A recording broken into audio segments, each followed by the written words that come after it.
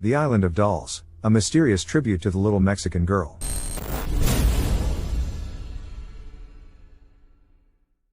The Island of Dolls, known also as La Isla de las Muñecas in Spanish, is a chinampa or a type of a floating land situated in Mexico City, Mexico.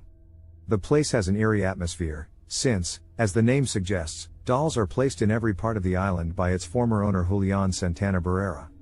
The bizarre feature of the island has now turned it into a major tourist attraction. The island is located on the Xochimilco Lake, in the canals of Xochimilco, which is one of the 16 boroughs of Mexico City. The Island of Dolls is an artificial island, and not a natural one as seen everywhere. It is known as chinampa, an agricultural innovation brought about by the pre-Columbian Mesoamericans in the Valley of Mexico. What led to the creation of the Island of Dolls? The story of the Island of Dolls can be traced back to the 1950s. During that time, a man named Julian Santana Barrera decided to inhabit the island by living his life as an ascetic and in isolation. He quit his family life to live in solitude. Santana asserted that while he was living on the island, he was haunted by the soul of a little girl who got drowned in the nearby canal. He claimed to have heard the agonizing cries of the girl and felt her footsteps in the night. Some locals claim that a little girl actually got drowned in a canal and that Santana found her body. However, it was already too late by then and Santana was forever disturbed by the fact that he couldn't save her.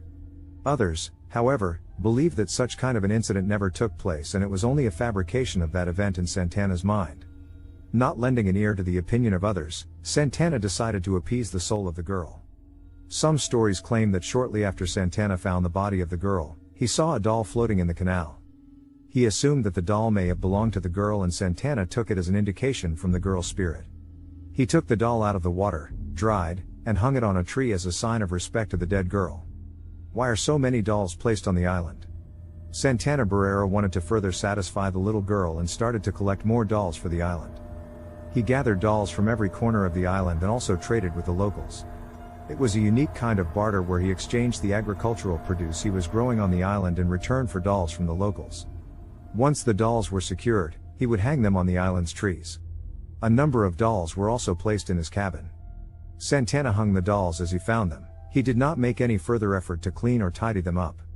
Thus, some of the dolls are now visibly damaged, some missing their heads while the others missing their limbs. Further, exposure to the warmth and winters caused the dolls to become disfigured over time. As a result, the dolls transmitted a spooky aura to the island. Soon, theories and myths started getting attached to these dolls. According to some, the dolls on the island are possessed by the spirits of young girls who come to life at night. Santana Barrera regarded the dolls as his protector and was not a bit afraid of them. With time, this mysterious island attracted attention and Santana was glad to show the tourists the Island of Dolls. Santana Barrera died in 2001. While some reports claim that he died of a heart attack, the more common claims held was that he got drowned in the same area where he believed the little girl had died.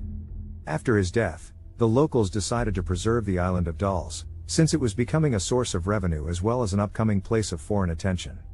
The island has been featured in television programs and articles, further adding to its popularity. The tradition of Santana is still kept alive. The Island of Dolls is now a major tourist destination and those who visit the island often leave behind their own dolls in order to continue the legacy of the island.